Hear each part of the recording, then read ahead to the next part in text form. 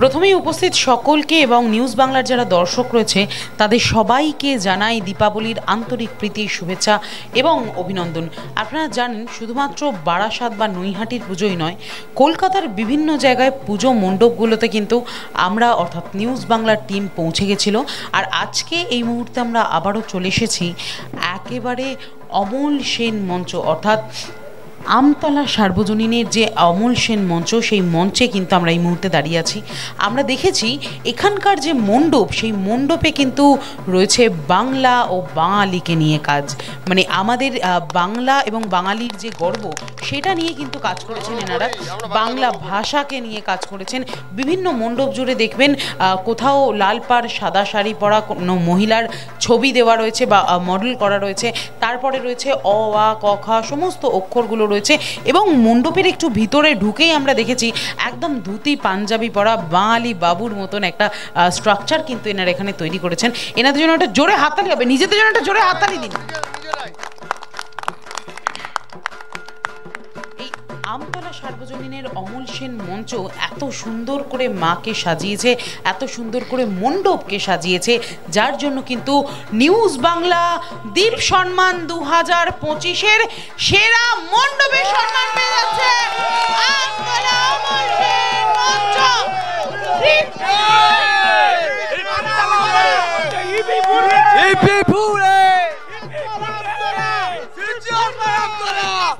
এই সম্মানের জন্য বলো কালী মা কি জয়, কালী মা কি জয়, বলো কালী মা কি জয়। কি বলবেন, কেমন লাগছে?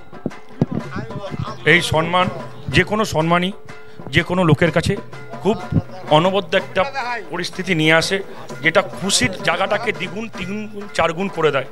আমাদের এই চিন্তাভাবনা এসছে একটাই কারণে, যেটা হচ্ছে আমরা আজকে বাঙালিয়ানাটাকে হারিয়ে ফেলছি। যে কোনো বাচ্চারাই প্রথমে চলে যাচ্ছে ইংলিশ মিডিয়াম স্কুলে, যারা অ ক খটা ভুলে যাচ্ছে।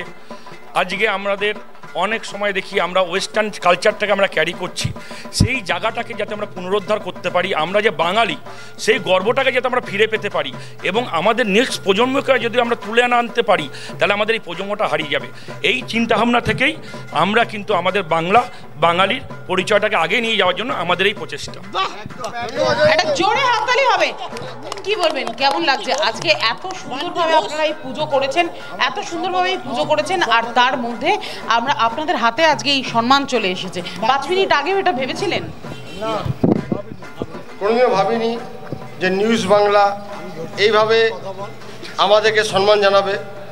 আমরা শুধু চেষ্টা করেছিলাম যে বাংলা ও বাঙালির যে ঐতিহ্য, যে বাঙালির সংগ্রাম, যারা ব্রিটিশদের দালালি করেনি, ব্রিটিশদের লড়াই করেছিল এবং স্বাধীনতা নিয়ে এসেছিল, তার জন্য আমরা গর্বিত যে আমরা বাঙালি, আর আমরা বাঙালি আর বাংলার সম্মানকে বাঁচাবো। তার জন্য আমার প্রচেষ্টা, এটা আমাদের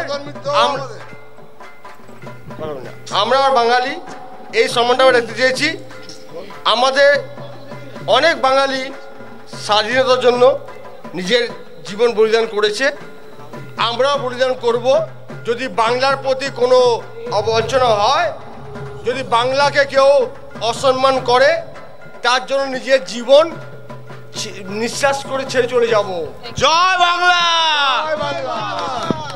কি বলবেন, কেমন লাগছে আজকে এত সুন্দরভাবে আপনারা এই পুজোটা করেছেন? এবং আমি শুনেছি আপনি কিন্তু নিজে একজন আর্টিস্ট, এবং সব থেকে বড় কথা হচ্ছে এই ছোট্ট পরিসরের মধ্যে বাংলা এবং বাংলা ভাষাকে নিয়ে এরকমভাবে কাজ কি করে মাথায় এলো আপনাদের?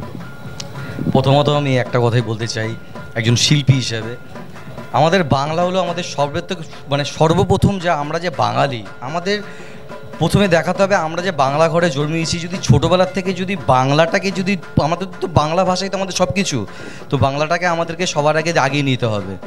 এত কিছু রাজনীতির মধ্যে এত রকম প্রবলেম হচ্ছে, প্রথম কথা তো রাজনীতিটাকে আলাদা করে রেখে বাংলাটাকে আগে নিয়ে যেতে হবে। আর যদি বাংলাটা যদি আমরা আগেই না নিয়ে যেতে পারি, তাহলে কিছু করা হবে না। অ্যাজ আ আর্টিস্ট আমি একটা কথাই বলবো, ছোটোবেলার প্রথম শিক্ষা হচ্ছে অ ক খ গ, এইটাই হচ্ছে আমাদের প্রথম শিক্ষা।